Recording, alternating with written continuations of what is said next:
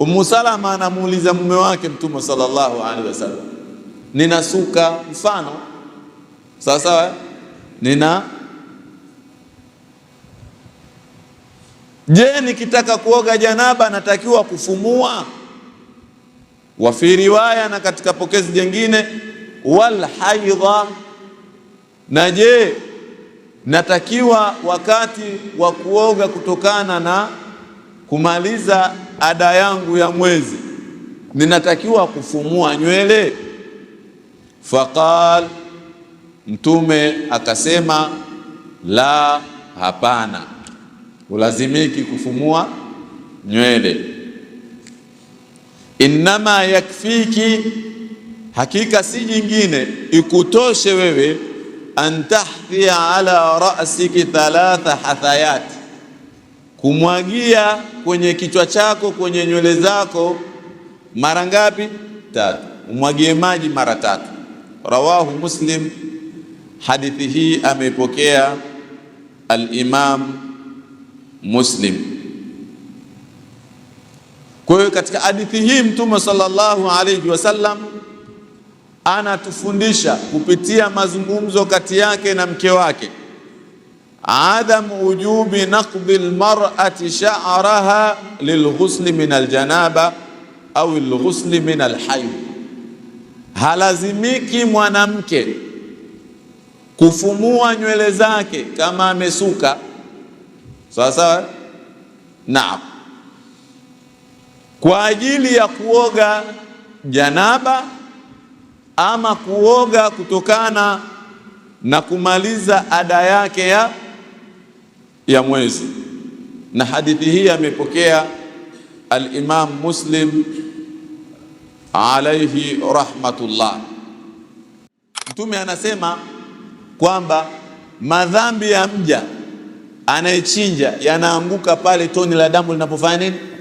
Linapoanguka pale. Ile toni la damu linaanguka na madhambi yako.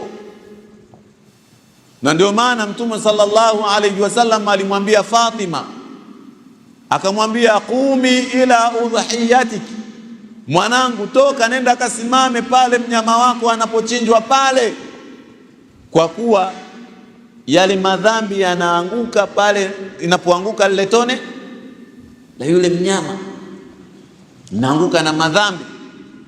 Na baadhi ya watu, mtu wakati wa kuchinja mnyama wake kamtafuta shehe nichinjie, yeye yuko ndani anachezea simu, yuko ndani anabadilisha channel, anaangalia Azam TV. Hapana, Azam TV wewe utaangalia tu, sawa sawa, marudio ya sinema zile za Uturuki utaangalia.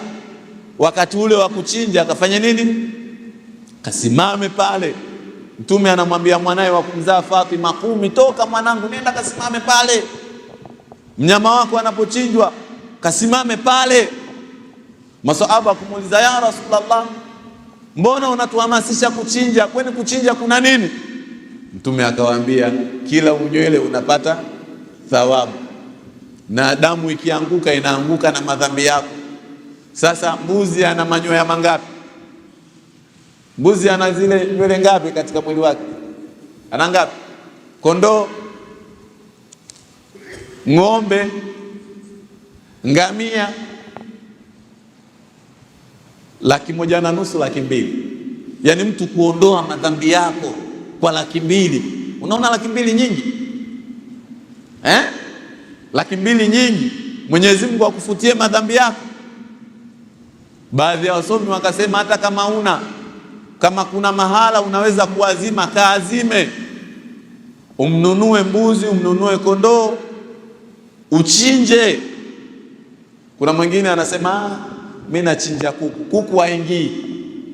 Kuku afanye nini? Haingii. Kuna watu wanajidanganya, kuku haingii. Baada ya kumhimidi Allah subhanahu wa ta'ala na kumtakia ziada ya rehema na amani kipenzi chetu mtukufu wa daraja Mtume Muhammad sallallahu alaihi wasallam alayhi, leo tunaendelea na darasa yetu ya Bulughul Maram min adillati ahkam, na tunaendelea na hadithi iliyopokelewa na Ummu Salama radhiyallahu anha, Mwenyezi Mungu amridhie. Ummu Salama ni mke wa Mtume Muhammad salawatullahi wasalamuhu alayhi, na ni mwanamke ambaye Mwenyezi Mungu alimpa hikma kubwa na alimshauri vyema Mtume sallallahu alayhi wasallam. Na hapa Ummu Salama anatufundisha kuwa nafasi ya mwanamke au nafasi ya mke kwa mume haiishii katika utekelezaji wa majukumu yaliyozoeleka: kupika, kufua, kuosha vyombo na huduma ile ya msingi ya ndani. Hapana, jukumu la mke kwa mume linaenda mbali zaidi mpaka katika kushika nafasi ya mshauri wa mume. Na tunaona Mtume sallallahu alaihi wasallam alishauriwa katika Sulhul Hudaybiyah, baada ya masahaba kuona unyonge kutokana na masharti mazito walioyaweka Makuraishi kwa Mtume sallallahu alaihi wasallam, na Mtume kukubaliana na masharti yale. Mtume akawaambia, turudini Madina. Masahaba wakajisikia unyonge, kwa nini turudi Madina bila kutekeleza ibada katika viunga vya Makka, kutekeleza ibada ya umra? Kwa nini? Mtume akapata tabu sana, akaingia kwa mkewe Ummu Salama. Ummu Salama kumwangalia Mtume sallallahu alayhi wasallam, akamuona Mtume ana huzuni kubwa, akamuuliza shida nini? Akamwambia, masahaba zangu wanajisikia unyonge kurejea katika mji wa Madina bila kufanya ibada ya umra pale Maka. Ummu Salama akamshauri Mtume kwa kumwambia, wewe usihangaike nao, wewe nyoa, chinja mnyama wako, usimsemeshe mtu yoyote, urudi Madina. Masahaba baada ya kumwona Mtume sallallahu alaihi wasallam ananyoa, anachinja, na wenyewe wakajisikia vibaya kukhalifu amri ya Mtume sallallahu alaihi wasallam, ndipo wao wakanyoa na kuchinja na kumfuata Mtume sallallahu alaihi wasallam. Kwa hiyo tunaona hapa Mtume amefanya maamuzi mazito, maamuzi ya kitaifa, lakini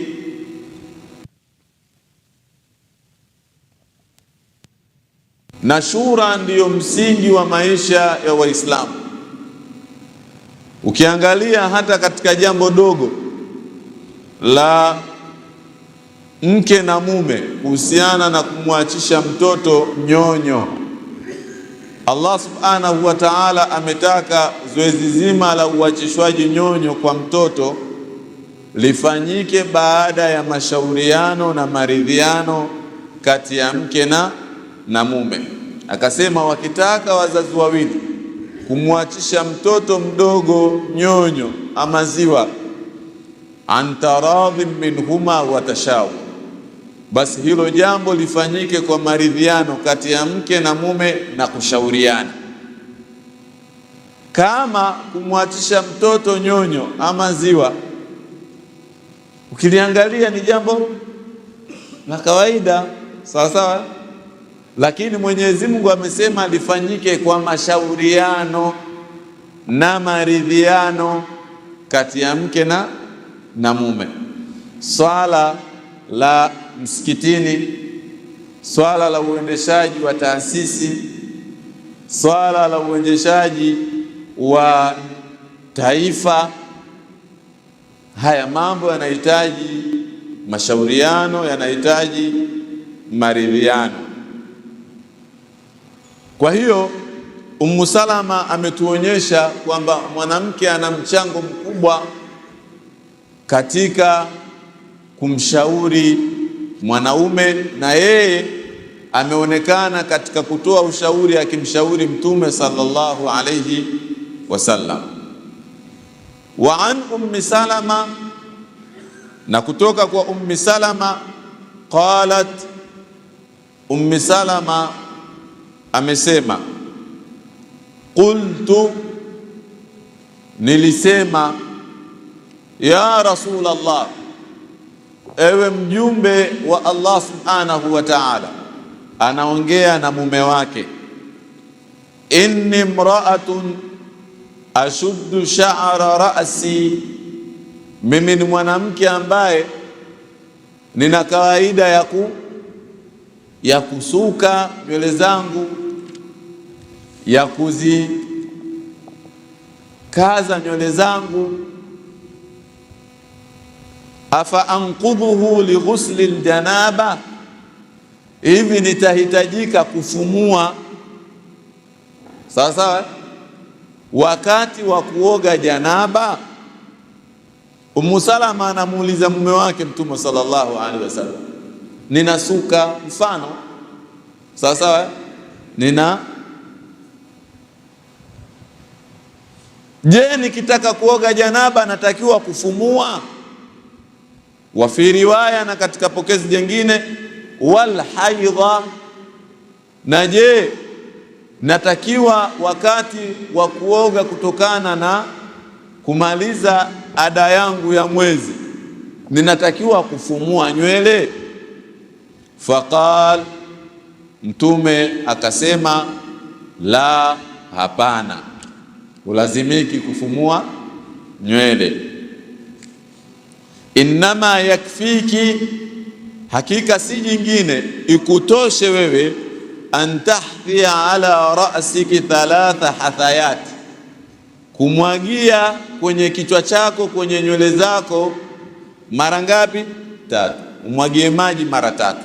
Rawahu Muslim, hadithi hii ameipokea al-Imam Muslim. Kwa hiyo katika hadithi hii Mtume sallallahu alayhi wasallam anatufundisha kupitia mazungumzo kati yake na mke wake, adam wujubi naqdi almar'ati sha'raha lilghusli min aljanaba au alghusli min alhayd, halazimiki mwanamke kufumua nywele zake kama amesuka sawa, naam, kwa ajili ya kuoga janaba ama kuoga kutokana na kumaliza ada yake ya mwezi. Na hadithi hii amepokea al-Imam Muslim alayhi rahmatullah. Lakini Mtume sallallahu alayhi wasallam hakusema hapana tu kwamba sio lazima mwanamke kufumua nywele zake, akaendelea kutoa utaratibu mzuri wa huyu mwanamke au mke katika kutekeleza utaratibu wa sheria wakati wa kuoga josho la janaba au josho kutokana na kumaliza ada yake.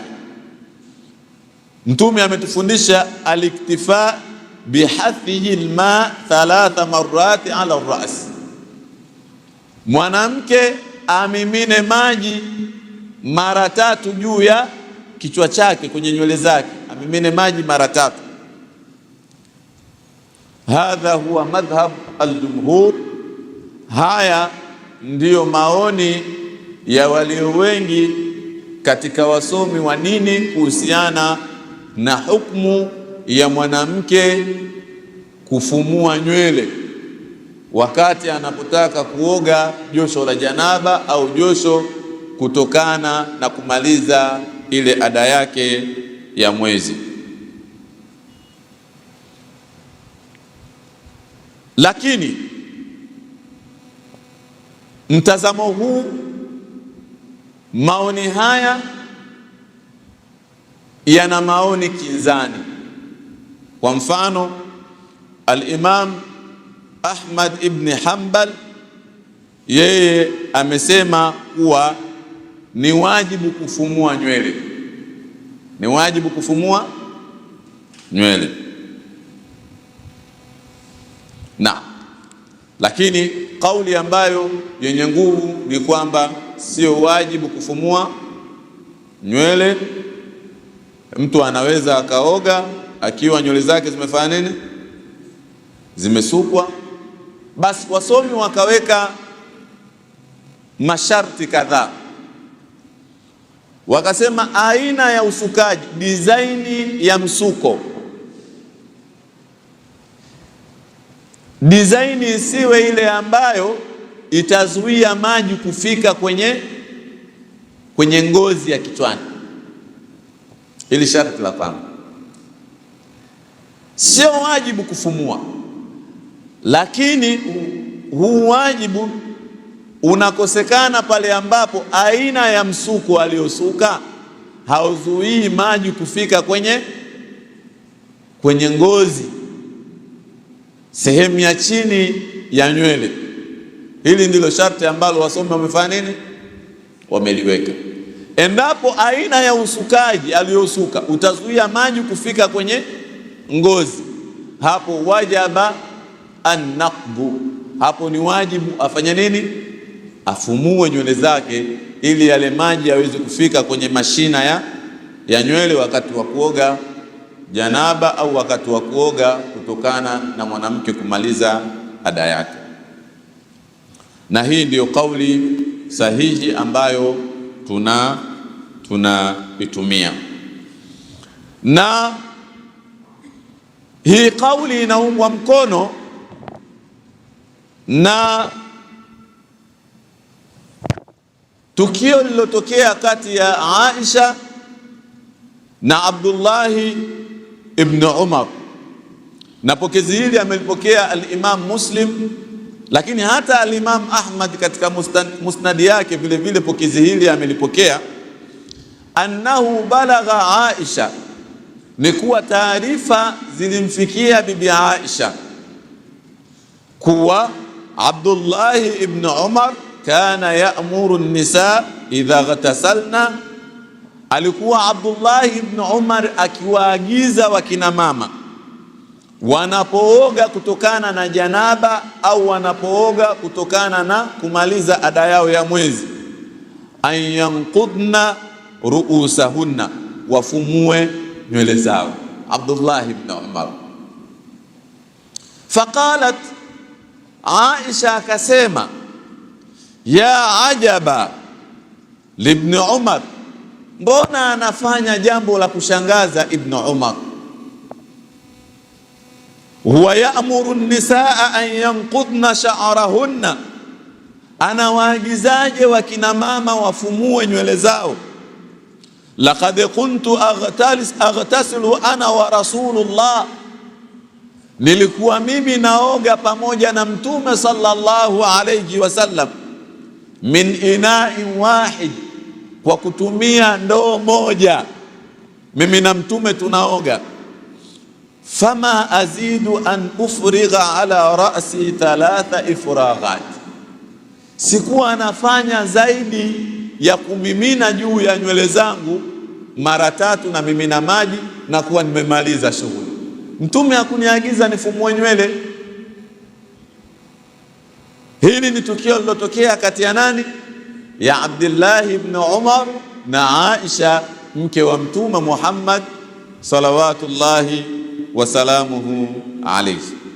Kwa mujibu wa pokezi hili ni kwamba sio wajibu kwa wakina mama kufumua nywele zao wakati wanaoga janaba au wakati wanaoga kwa kumaliza ile ada yao ya mwezi. Lakini je, hukumu ikoje kwa wanaosuka rasta?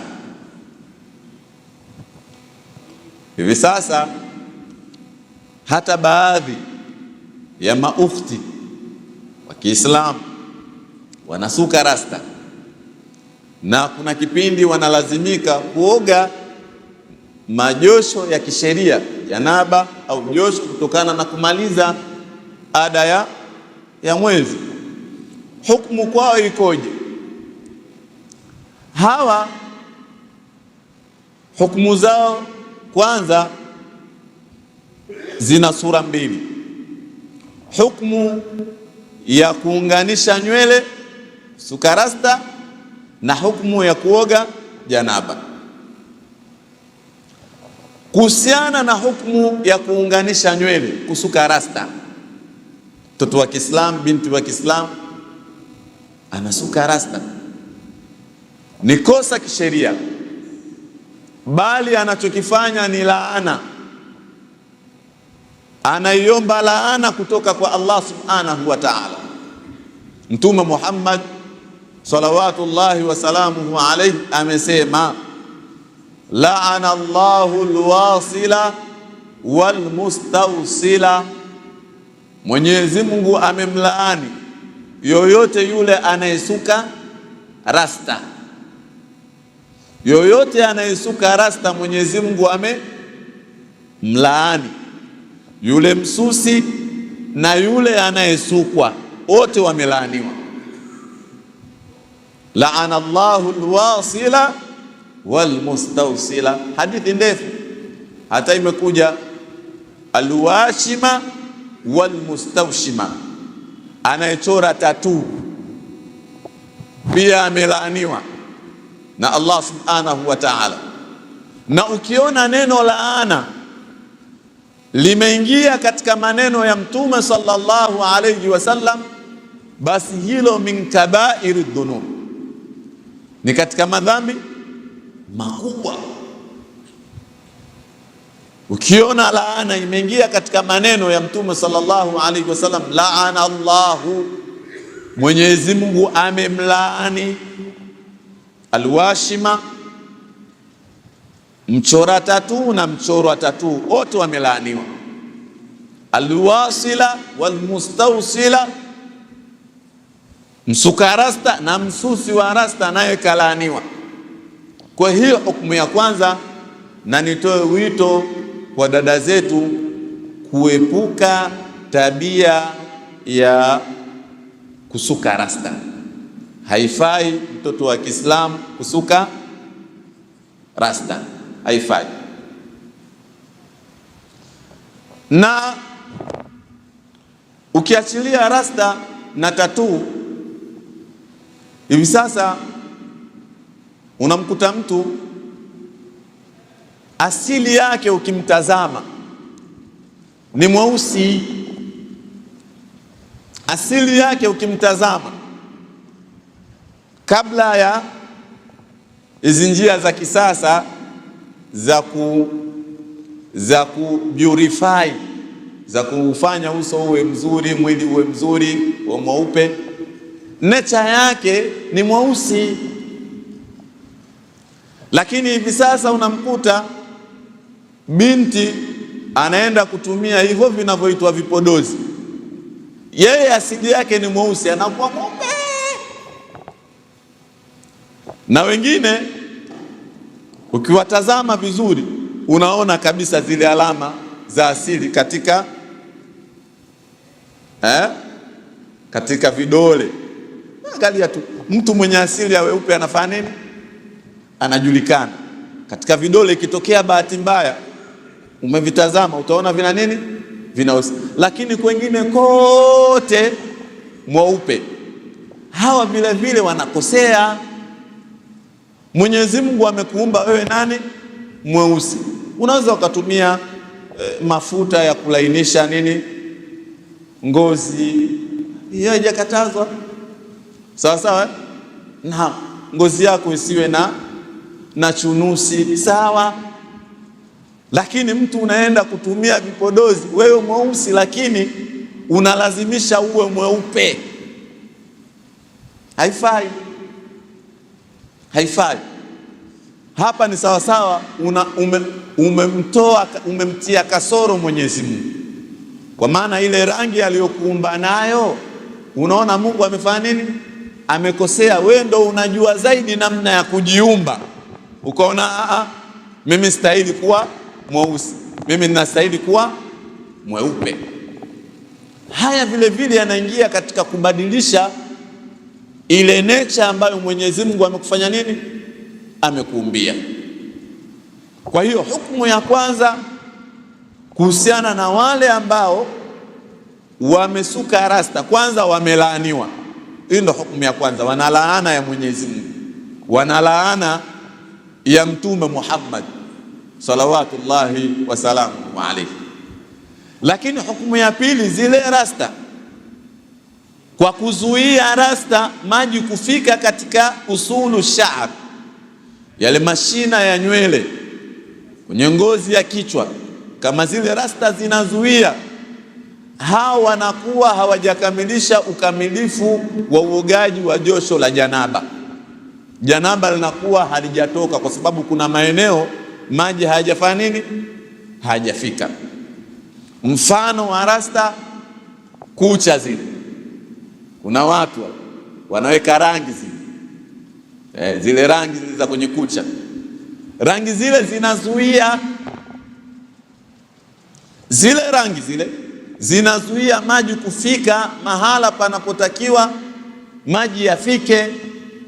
Halikadhalika na wao wanakuwa hawakamilishi ule utaratibu mzima wa kuoga janaba. Kwa hiyo mtu anaweza akaona anaoga janaba, lakini kumbe haondoi janaba, janaba analo tu, janaba analo. Na anaweza wakati mwingine akaingia msikitini. Tutakuja kuona hukumu ya kukaa msikitini kwa mwanamke mwenye janaba, hukumu ya kukaa msikitini kwa mwanaume mwenye janaba. Kwa hiyo kwa ufupi kabisa, kwa wale ambao wamesuka mtindo wa kawaida, sheria inasema hawalazimiki kufumua nywele zao. Lakini kwa wale ambao wamesuka msuko ambao unaweza kuzuia maji kufika katika ngozi kichwani, sawa sawa, hawa wanatakiwa kufumua nywele zao. Waliosuka rasta ndo kabisa, na wale wenye kucha, kwa sababu sharti la kuoga janaba, na katika nguzo tumesema nguzo za kuoga janaba ni mbili. Nguzo ya kwanza ni nia, nguzo ya pili ni ta'mim aljasad bilma, ni kuueneza mwili wote kwa kutumia maji. Wallahu wa rasuluhu a'lam, Mwenyezi Mungu na mtume wake hao ndio wajuzi zaidi. Tunaendelea na hadithi inayofuata. Hadithi hii imepokelewa na bibi Aisha, wa ana Aisha radhiyallahu anha, na kutoka kwa bibi Aisha Mwenyezi Mungu amridhie, qalat, Aisha alaiha ridwanullah amesema, qala Rasulullah sallallahu alayhi wasallam, amesema Mtume sallallahu alayhi wasallam, inni la uhillu almasjid, hakika mimi sisemi halali, sihalalishi msikiti, lihaidhin, kwa mwanamke yoyote ambaye yupo katika siku zake. Siuhalalishi msikiti akae ndani yake mwanamke ambaye yupo katika ada yake ya mwezi, wala junubin, na wala si halali kwa yeyote mwenye janaba kukaa msikitini. Rawahu Abu Daud, hadithi hii ameipokea al-Imam Abu Daud wasahahahu Ibn Khuzaima, na al-Imam Ibn Khuzaima amesema hadithi hii ni sahihi.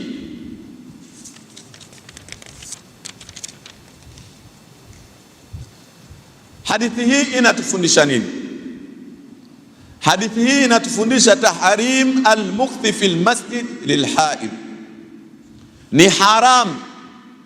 Ni haram kukaa msikitini kwa yoyote ambaye yupo katika ada yake ya mwezi, ni haram.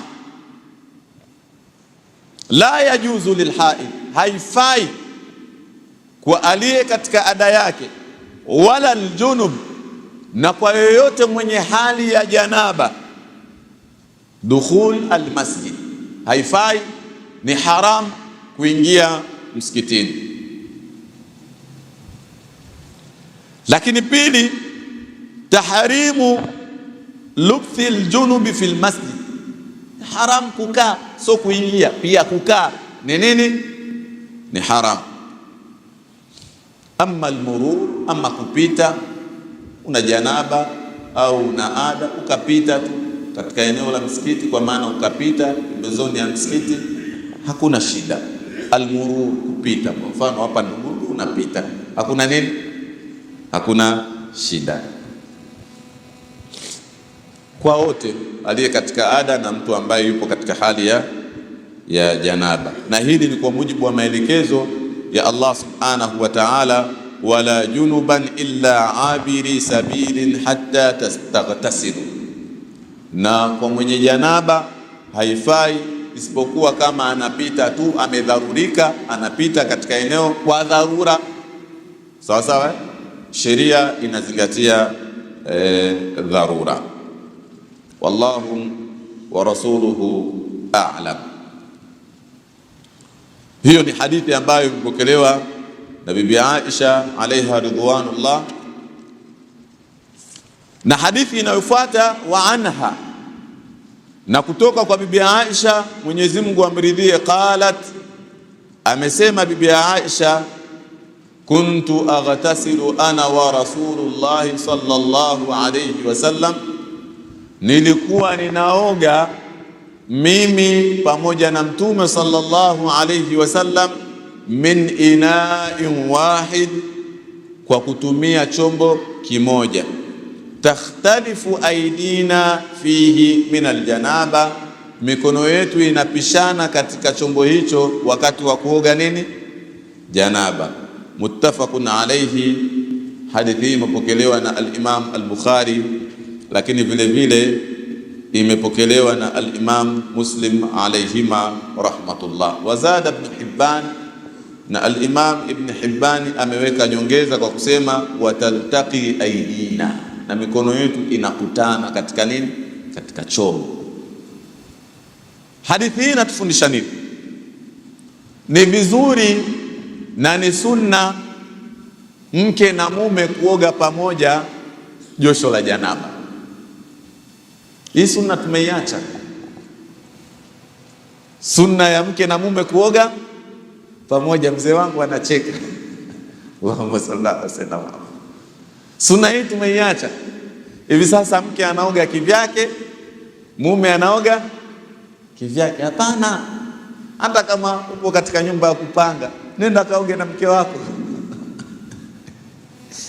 Kuoga na mke ni sunna, na hasa josho la janaba. Aisha anasimulia, anasema kuntu aghtasilu ana wa Rasulullah, na tumesema ukiona kana au kuntu, maana yake hii ilikuwa ni culture, ulikuwa ndio utamaduni, kwamba Mtume anaoga na Bibi Aisha kupitia chombo hicho.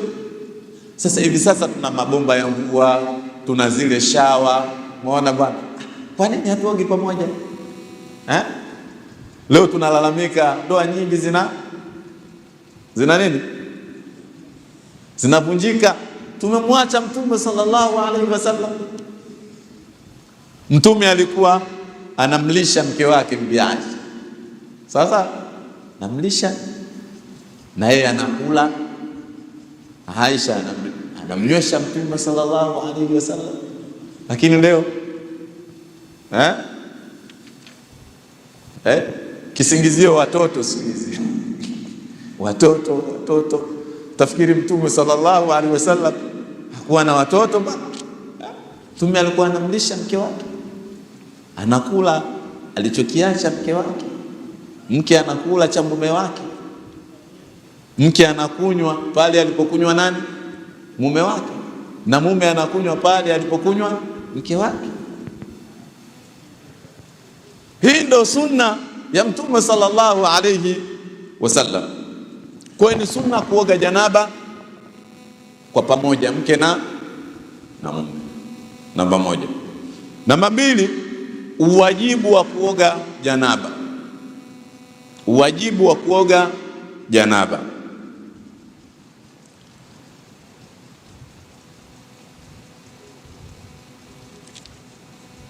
Na tukimalizia hadithi yetu ya mwisho katika mlango huu wa kuoga janaba, hadithi hii imepokelewa na Abi Huraira. Abu Huraira amesema qala Rasulullah sallallahu alayhi wasallam, amesema Mtume sallallahu alayhi wasallam, inna tahta kulli sha'ratin janaba, hakika chini ya kila unywele kuna janaba. Faghasilu sha'r, hakikisheni mnaosha nywele. Wa anqul bashar, na safisheni ngozi. Osheni nywele na safisheni ngozi. Rawahu Abu Daud. Hadithi hii amepokea al-Imam Abu Daud wa Tirmidhi, na al-Imam Tirmidhi wadhaafa, lakini wakasema hadithi hii kidogo ina sehemu fulani ya udhaifu. Lakini vile vile kuna hadithi imekuja kuhusiana na ubaya wa watu kupuuzia baadhi ya maeneo, baadhi ya nywele kichwani. Yani kwa maana mtu anajimwagia, lakini kuna sehemu zinakosa maji. Imekuja hadithi ikionyesha ubaya wa kutokuwa makini wakati wa kuosha nywele. Hadithi hiyo inasema, man taraka mawdhi'a sha'ratin min janaba lam yaghsilha fu'ila bihi kadha wa kadha, atakayeacha hata unywele mmoja ambao ulikuwa na janaba, hakuosha ule unywele kwa maji, atafanyiwa mambo magumu katika safari yake ya kifo, atafanyiwa mambo magumu kaburini. Kwa hiyo ni vizuri kuwa makini wakati wa kuoga janaba. Ukiacha hata nywele moja utakuja kuadhibiwa kaburini. Kwa nini? Hizo nywele hazikupata haki yake katika janaba. Na tumesema kuziosha nywele na kuosha mwili kuepukana na janaba ni katika amana, ni katika amana. Wallahu wa rasuluhu a'lam. Kwa kuhitimisha na hadithi hii, maana yake tumehitimisha mlango unaotufundisha kuhusiana na josho la janaba, na tunakuwa tumeanza rasmi sasa mlango wa 9. Mlango huu unatufundisha na namna ya kutayammam, namna nzuri ya kutayammam. Na kwa kuwa tuna wasaa wa dakika kadhaa, ni vizuri tukazungumzia mambo yanayohusiana na hizi nyakati tulizokuwa nazo, ili kwa taufiki yake Allah subhanahu wa ta'ala, katika darasa linalokuja tuweze kuanza mlango wa kutayammam. Ndugu zangu, tupo katika masiku ya Dhulhijja, na masiku ya Dhulhijja ni masiku bora,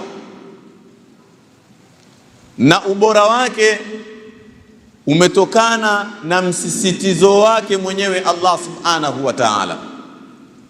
Kwanza kwa kuyapia masiku haya, walfajri wa layalin ashri, Mwenyezi Mungu ameyapia alfajiri, na kuna sababu tutakuja kuzisoma kwa nini Mwenyezi Mungu aiyapia alfajiri. wa layalin ashri, Mwenyezi Mungu akayapia masiku 10 ya mwezi wa Dhulhijja. Na ukubwa wa kiapo unatokana na aliyeyapia, lianna al-azima la yuqsimu illa bi'azimi, mtukufu Allah subhanahu wa ta'ala haapii isipokuwa anachokiapia vile vile ni kitu kitukufu. Allah subhanahu wa ta'ala ameyapia haya masiku, lakini ameziapia siku moja moja, akasema walfajri wa layalin ashrin washaf'i walwatri. Ashaf'i ni yaumun nahri, Mwenyezi Mungu ameiapia siku ya kuchinja, ile siku ya 10 Mwenyezi Mungu kaiapia kwa upekee, washaf'i, na naiapia siku ya kuchinja, walwatri, na naiapia siku ya Arafa, na naiapia siku ya Arafa. Kwa hiyo Allah subhanahu wa ta'ala ameziapia hizi siku 10 kwa ujumla, na kuna siku ameziapia kwa upekee wake. Hili likionyesha, basi linaonyesha utukufu wa haya masiku ambayo Mwenyezi Mungu ameyapia. Haya masiku 10 ni afdalu ayami dunia, ni masiku bora kuliko masiku yote duniani. Mtume Muhammad salawatullahi wasalamuhu alayhi amesema, ma min ayamin al-amalu salihu fihinna khairun wa ahabbu ila Allah min hadhihi al-ashr, hakuna katika masiku duniani masiku ambayo mtu akifanya amali inakuwa ni bora na amali hiyo inapendeza kwa Mwenyezi Mungu, min hadhihi al-ashr, kama amali ambayo mtu ataifanya ndani ya haya masiku 10.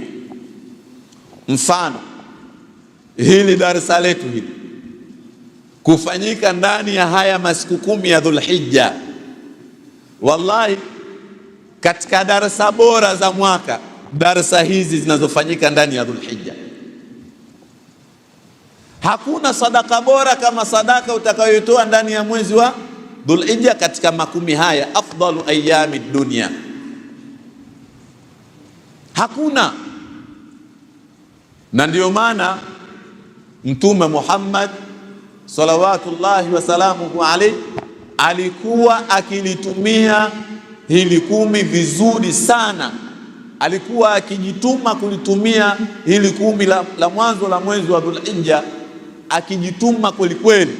Na ndio maana tunakuta katika riwaya, kana nabii sallallahu alayhi wasallam yasumu 9 Dhulhijja, Mtume alikuwa akifunga 9 za Dhulhijja. Mtume alikuwa akifunga. Kwa nini alikuwa akifunga 9 Dhulhijja? Kwa sababu ya utukufu wake. Na katika jumla ya mambo ambayo tunatakiwa kuyafanya sana ndani ya hili 10 la mwezi wa Dhulhijja, kwanza tulete taubatan nasuha, tulete taubatan nasuha, tulete toba iliyokamilisha vigezo na masharti. Lazima uachane na madhambi, ujutie, uazimie kutokurejea katika dhambi ulioifanya. Masharti mangapi? Na kama una haki ya kibinadamu, hiyo haki ya kibinadamu unatakiwa umrejeshe mwenyewe. Kuna mtu ulimdhulumu mali yake, mrejeshe mali yake. Kuna mtu ulimvunjia heshima yake, nenda kamuombe radhi. Kwa katika jumla ya mambo ni kuleta taubatan nasuha, kuleta toba. Kwa sababu gani? Kwa sababu unakuwa katika masiku bora, alafu una mauzauza, una makando kando, una takataka chungu mzima. Lazima uwe katika haya masiku 10 katika hali ya usafi, umekuwa msafi kuepukana na nini? Na madhambi, kwa kuleta taubatan nasuha. Na hili linaleta maridhiano kati yako wewe na Allah subhanahu wa ta'ala. Hili jambo moja. Jambo la pili,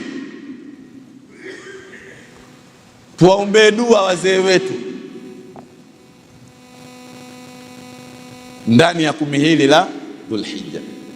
Wazee wetu sisi ambao tumekaa na walikuwa na utamaduni kama huu, ilikuwa inapofika katika 10 la Dhulhijja, tunaona wazee wetu wanawafanyia dua wazee wao walitangulia mbele ya haki.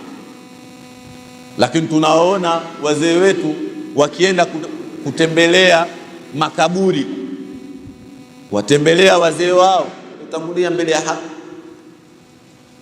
Kwa nini? Kwa sababu ya sharafu zamani, kwa sababu ya heshima ya hili 10 la mwanzo la mwezi wa Dhulhijja. Amali yake haina kifani, haina mfano.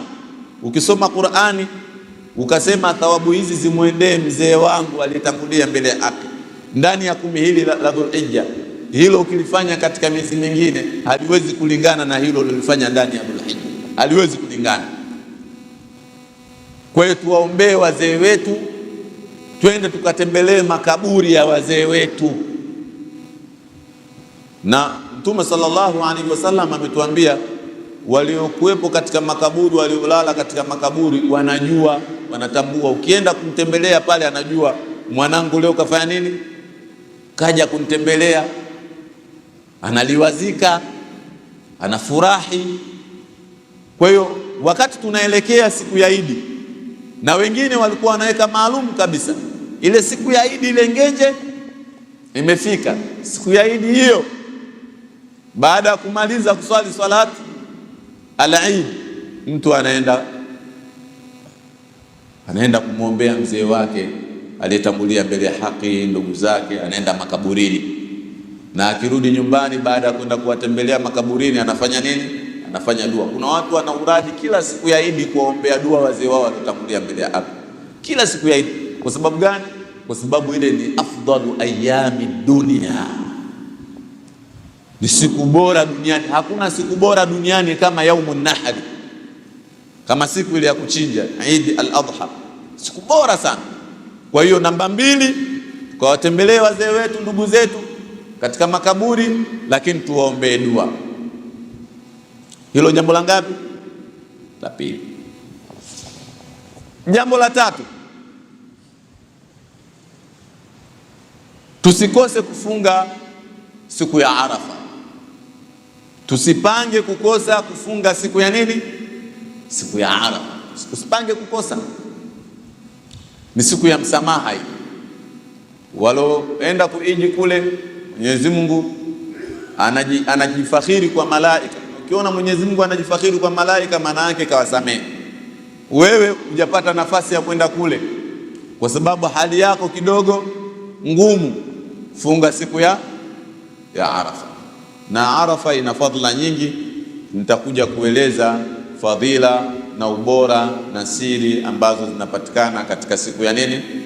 Ya Arafa. Hilo namba ngapi? Namba 3. Namba 4, tusipange kukosa kuchinja.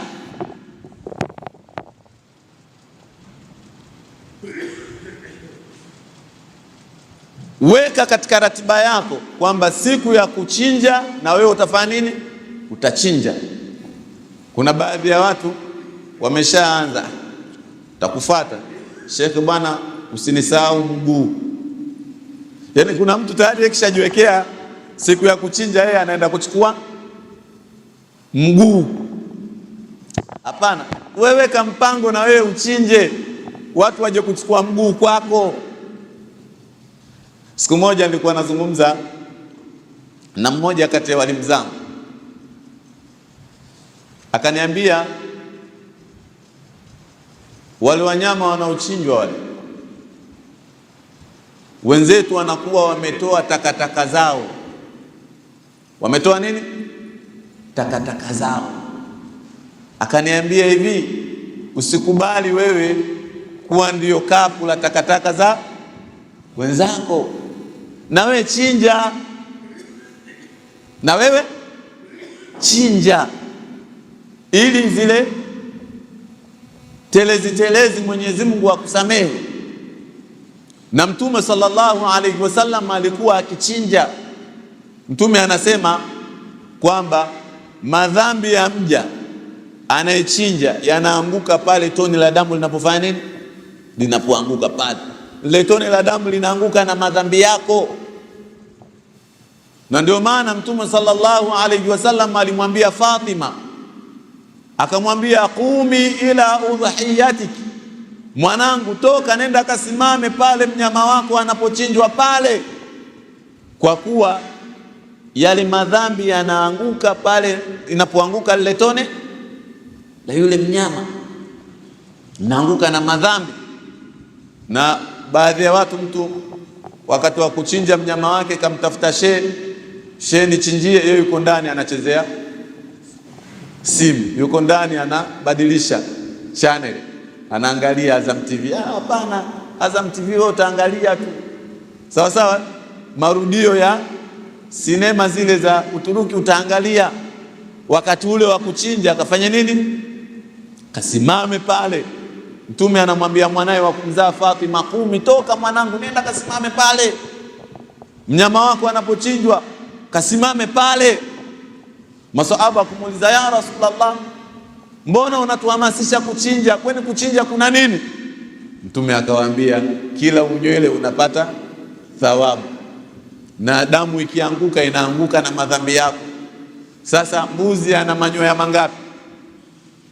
Mbuzi ana zile nywele ngapi katika mwili wake? Ana ngapi?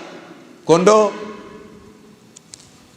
ng'ombe, ngamia, 1,500,000, 200,000. Yaani mtu kuondoa madhambi yako kwa 200,000. Unaona 200,000 nyingi? 200,000 nyingi. Mwenyezi Mungu akufutie madhambi yako. Baadhi ya wasomi wakasema hata kama kuna mahala unaweza kuazima, kaazime, umnunue mbuzi, umnunue kondoo, uchinje. Kuna mwingine anasema mimi nachinja kuku. Kuku haingii. Kuku afanye nini? Haingii. Kuna watu wanajidanganya, kuku haingii. Kwa hiyo hata kama na kuna mahala unaweza kupata, kaazime, lakini usiache kufanya nini? Kuchinja. Na Mtume sallallahu alayhi wasallam, kuna pokezi limekuja likiwa na uzito kabisa. Mtume sallallahu alayhi wasallam akisema, man wajada sa'atan wa lam yudhi fala yaqrubanna musallana, atakayepata nafasi ya kuchinja, Mwenyezi Mungu amemfungulia uwezo, alafu na asichinje, basi asisogelee katika eneo letu la kusalia. Yani umefunguliwa uwezo unao na kuchinja, utaki kuchinja, fala yaqrubanna musallana, asisogee katika musalla wetu. Kwa nini usichinje? Kwa nini usichinje? Samehe madhambi yako, ufuate millata abikum Ibrahim huwa sammakumul muslimina min qabl. Nitoe wito kwa ndugu zangu Waislamu, tusipange kukosa chinja. Chonde usipange kukosa kuchinja. Usikubali kuwa kapo la takataka za wenzako. Usikubali kuwa kapu la takataka za wenzako. Wenzako wametoa madhambi yao, mwaga madhambi yao yote, wewe ndio unakuwa kapu. Na kuna mwingine akinyimwa mguu anamwekea nongwa alomnyima mguu wa mbuzi. Hana tamana mimi wa kuninyima yeye mguu wa mbuzi bwana. Shida nini? Allahumma salli ala sayyidina Muhammad. Bana, tuweke mkakati wa kufanya nini? Kuchinja. Na Mungu akitujalia, kama tutapata nafasi ya kuonana, tutakuja kuelezea yale masharti ya wanyama wanaofaa. Kuna watu wengine, mtu anaenda kununua mbuzi 90,000, laki, kambuzi kamekonda, ndo anakuja eti anataka kukachinja kwa ajili ya nini? Ya udhiya. Hapana, kuna masharti, kuna vigezo vimewekwa. Yule mbuzi lazima awe kidogo amefanya nini? Ana nyama kidogo.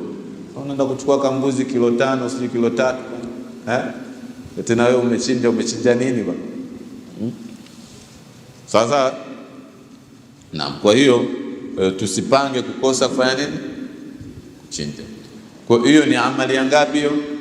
Takriban ya 4. Lakini mwisho tunaelekea katika ibada ya Eid al-Adha. Tuwe makini na familia zetu, tujichunge katika ile siku ya Eid, sababu man asa Allah yawm al-Eid fakaannama asahu yawm al-Wa'id. Atakayemuasi Allah subhanahu wa ta'ala siku ya Eid ni sawasawa amemuasi siku ya Kiyama. Mwenyezi Mungu amewafufua watu, anawahukumu pale, yeye ndo kinara, anasimama mbele ya Mwenyezi Mungu. Mwenyezi Mungu, ngoja nikuonyeshe kuwa mimi mwamba, anazini mbele ya mahakama ya Mwenyezi Mungu. Kwa hiyo tujichunge sana na maasi ya siku ya nini? Siku ya Eid, na tuzichunge familia zetu. Ya ayyuhalladhina amanu qu anfusakum wa ahlikum nar waquduha an-nasu al-hijara 'alayha malaika la ya'suna Allah ma amarahum wa yaf'aluna ma yu'marun. Tuziokoe nafsi zetu, lakini tuziokoe familia zetu kuepukana na moto wa Jahannam. Kwa haya ni mambo ya msingi ya kuzingatia. Tumesema jambo la kwanza kuleta taubatan nasuha, kuleta toba. Lakini jambo la pili tumesema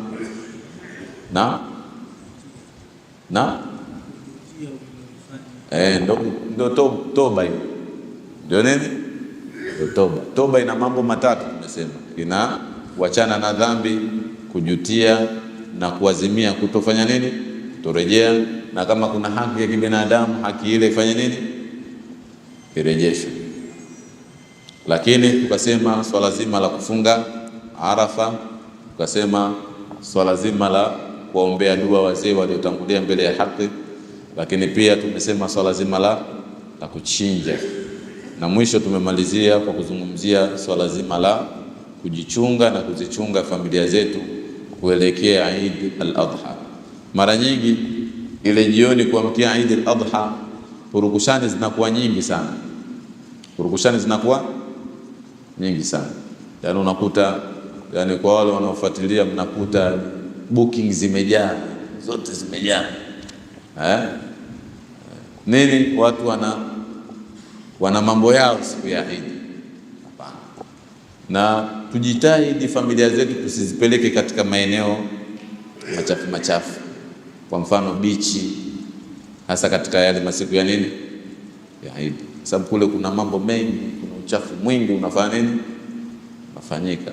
Yote haya ili kujikinga sisi na kuzikinga familia zetu na moto wa Jahannam. Naona muda wa sala umefika, muda wa adhana. Kwa hiyo muadhin aje kuadhini. Baada ya adhana maswali 2 matatu, na baada hapo tutakiane Eid njema.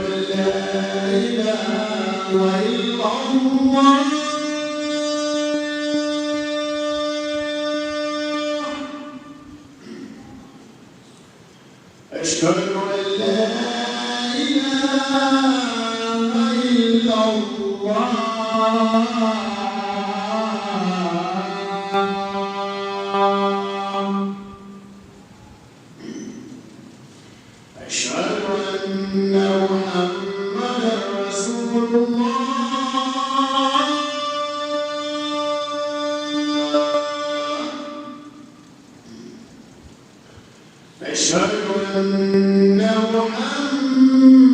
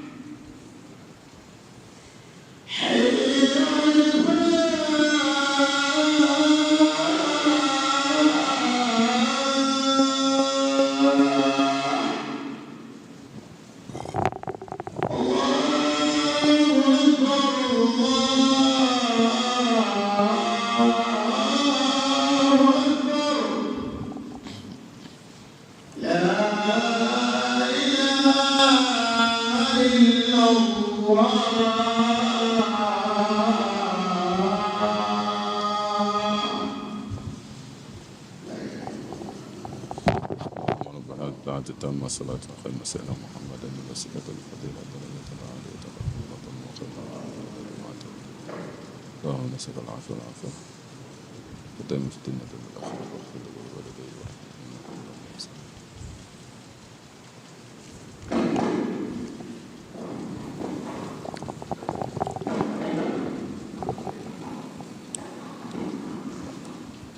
نعم شيخ بسم الله.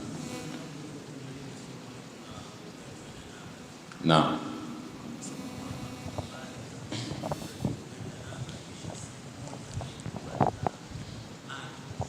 نعم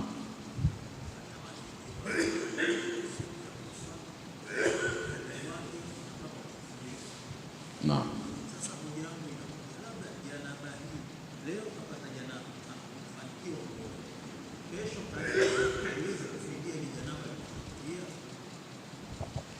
swali kwamba mtu amepatwa na janaba alafu hakuoga, akapatwa na janaba jingine akaoga. Je, hili moja linafidia yote mawili? Swali la kwanza. Bismillah. Bismillah mzee. Naam. Naam.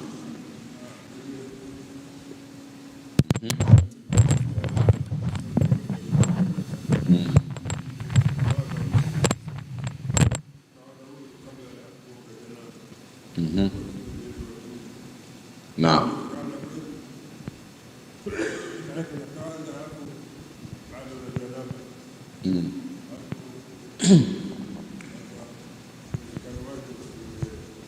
Naam.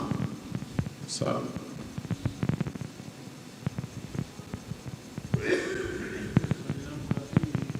Naam. Naam.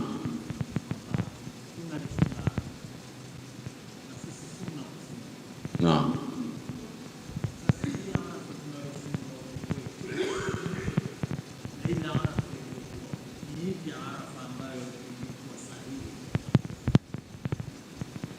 Arafa ya? Naam. Naam.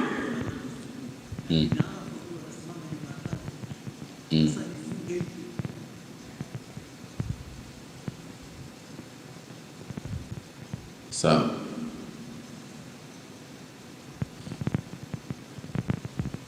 Swali jingine.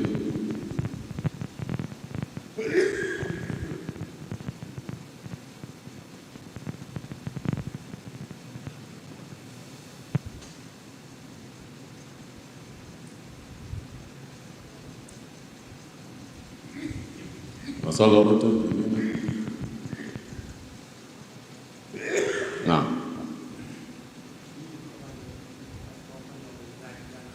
Naam.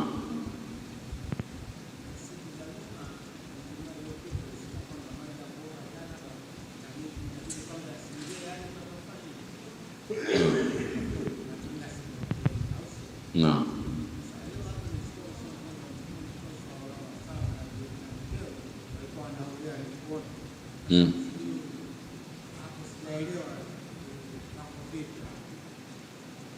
Sawa sawa.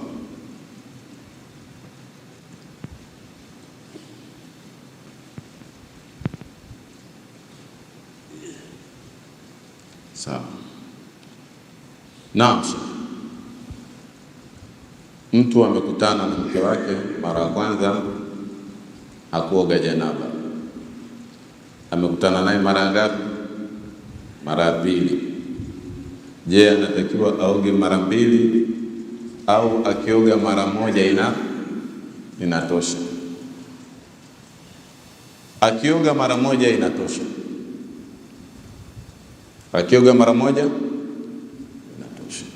Mkutana awamu ya kwanza na mkeo hukuoga, ukakutana naye awamu ya pili ukasema uoge. Je, utalazimika kuoga mara mbili? Hapana, utaoga mara moja.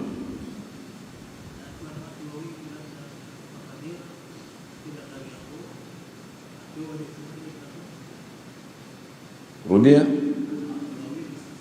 Naam.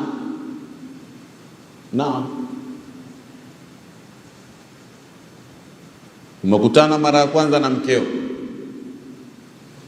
ukuoga, ukakutana tena, haijalishi bimkubwa bimdogo, ukioga mara moja, ile josho moja linafanya nini? Linatosha. Wallahu wa rasuluhu a'lam. Swali la pili, na Arafa. Katika mazingira, Sheikh anauliza Arafa ipi ni sahihi, kufunga kufuata kisimamo cha mahujaji ama kufunga kufuata mwezi muandamo? Sawa sawa. Sahihi kufunga kufuata mwezi muandamo wa mahala ulipo. Usahihi katika kufunga Arafa ni kufuata mwezi muandamo wa mahala ulipo.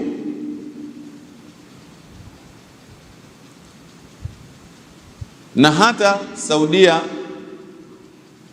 katika qararat al-majma' al-fiqhi, katika maamuzi ya baraza la fiqhi, wameeleza kwamba kila nchi ifunge kulingana na muandamo wa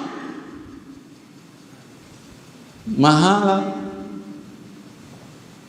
Kila nchi ifunge kulingana na muandamo wa mwezi wa nchi yake, kila nchi. Na hili hata kipindi cha Abdullah ibn Abbas na Muawiya, katika ile hadithi ya Quraib, Ummul Fadli alipomtuma Quraib Syria Sham kwa Muawiya kwa ajili ya mahitaji yake, aliporudi akaonana na Abdullah ibn Abbas pale Madina. Katika jumla ya mazungumzo walizungumza kuhusiana na mwezi muandamo. Abdullah ibn Abbas anamuuliza Quraib, ni mwezi mmeuona lini? Quraib akasema, si mwezi tumeuona Lailatul Jum'a, si mwezi tumeuona usiku wa kuamkia Ijumaa. Abdullah ibn Abbas anasema, sisi Madina tumeuona usiku wa kuamkia Jumamosi. Quraib anamuuliza Abdullah ibn Abbas, afala taktafi bi ru'yati Muawiya, hivi hauridhiki kwamba Muawiya ameuona mwezi usiku wa kuamkia Ijumaa, basi tukafata mwezi wa Muawiya kwa sababu ametangulia? Abdullah ibn Abbas akasema, la, hapana, sifati mwezi wa Muawiya, hakadha amarana Rasulullah sallallahu alayhi wasallam, hivi ndivyo alivyotuelekeza Mtume Muhammad salawatullahi wasalamu alayhi. Na akisema hivi ndivyo alivyotuelekeza, ni sawa sawa kuwa hayo maneno ameyazungumza mwenyewe nani? Mtume sallallahu alaihi wasallam. Na ukiangalia umbali, fuatilia umbali kutoka Sham na Madina ni takriban kilomita 1300, ambapo ni sawa sawa na kutoka Dar es Salaam kwenda kama vile Kigoma, sawa sawa.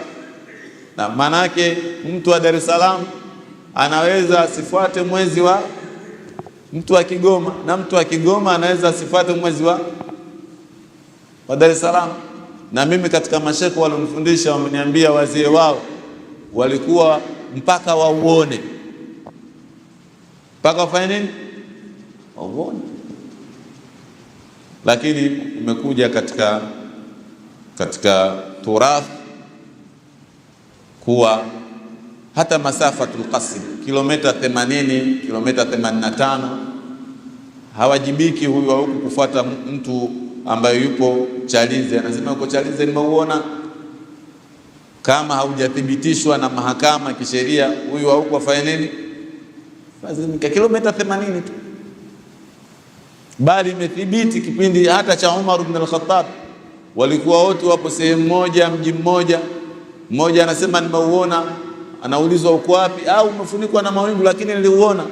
Anamwambia hapana, mimi mpaka niuone mwenyewe kwa macho yangu mimi mwenyewe. Na wote wapo katika mji mmoja, na wote ni masahaba wa Mtume Muhammad salawatullahi wa salamu alayhi. Kwa ni ushabiki tu, lakini uhalisia unafanya nini? Unajulikana. Sumu li ru'yatihi wa aftiru li ru'yatihi fa in ghumma alaykum fa akmilu al-idda 30 yawma. Fungeni kwa kuona na fungueni kwa kuona. Ukifunikwa na mawingu basi kamilisheni mwezi, hesabu ya mwezi siku 30. Mtume kamaliza, tunapata tabu tusienyewe sijui ya kutafuta sijui nini, nahitaji ile darubini sijui hesabu. Umefunikwa na mawingu, fungeni siku 30, malizeni siku 30, fungueni. Shida iko hapo? Kuna shida hapo? Kuna shida. Allahu wa rasuluhu a'lam. Swali jingine mzee wangu? Naam.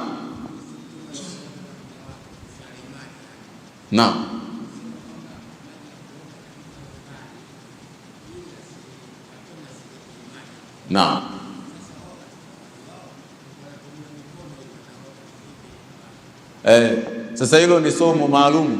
Hapo kuna kitu kinachoitwa niyatul ightiraf. Kuna nia ya kufanya hii mikono kama kichotea maji, inaitwa niyatul ightiraf.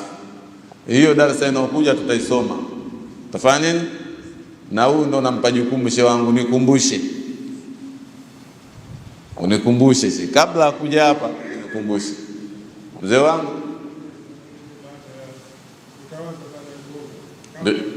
Ndio.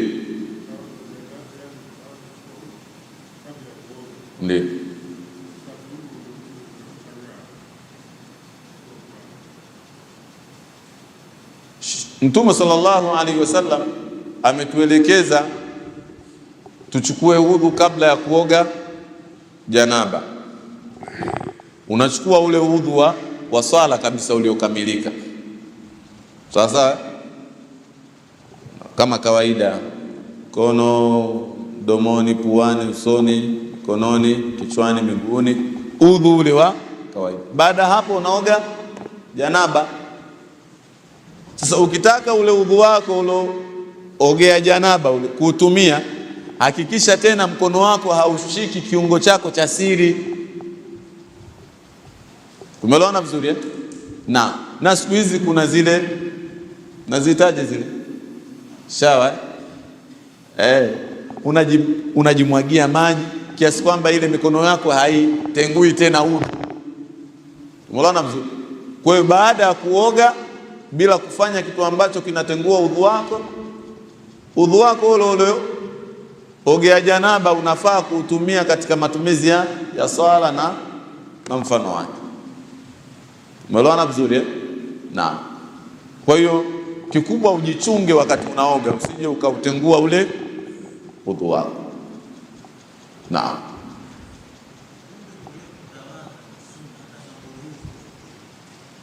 Sunna kutawadha, tumesema kuoga janaba kuna sunna 9.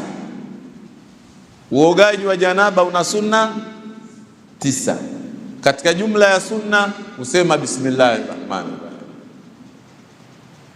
Katika jumla ya sunna kunawa nini? Mikono. Katika jumla ya sunna kujisafisha, kuondoa adha, kustanji. Sawa sawa. Katika jumla ya sunna kutawadha. Katika jumla ya sunna kuanza kulia hata kichwa. Katika baadhi ya pokezi Mtume alikuwa anaanza kuosha upande wa nini? Wa kulia wa kichwa, upande wa kushoto. Upande wa kulia, upande wa nini? Atayamun, kuanza upande wa kulia. Hizo ni sunna. Umeona vizuri eh? Na tumesema sunna za janaba zipo 9. Ukitaka tuzisome kwa utaratibu, basi tunaweza tukaanza kama marudio katika darasa inayokuja. Allahu wa rasuluhu a'lam. Tumeelewana mzee wangu? Una swali jingine? Karibu. Na bismillah.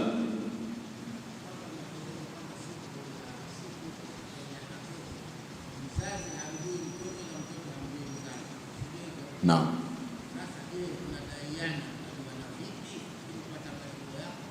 Naam.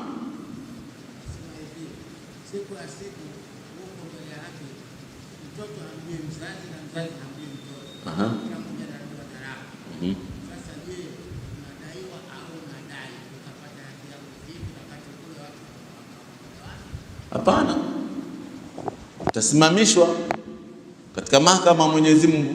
Kwa bwana, wewe kuna mwamba yule anakudai,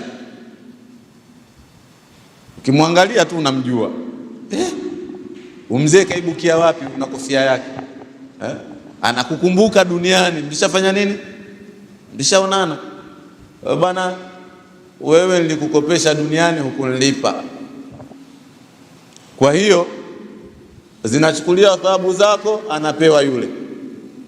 Zikiisha thawabu zako, hali ya kuwa yule deni lake halijaisha, yanachukuliwa madhambi yake, unafanya nini? Unapewa wewe. Umeelewana vizuri eh? Naam. Naam. Naam. Ndio.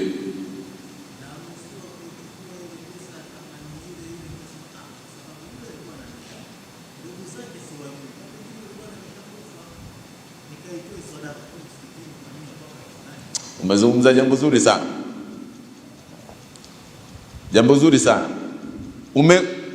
Ulikuwa umeingia mkopo, umeenda kwa ndugu yako Muislamu, amekukopesha, tuchukulia amekukopesha 200,000. Sawa sawa.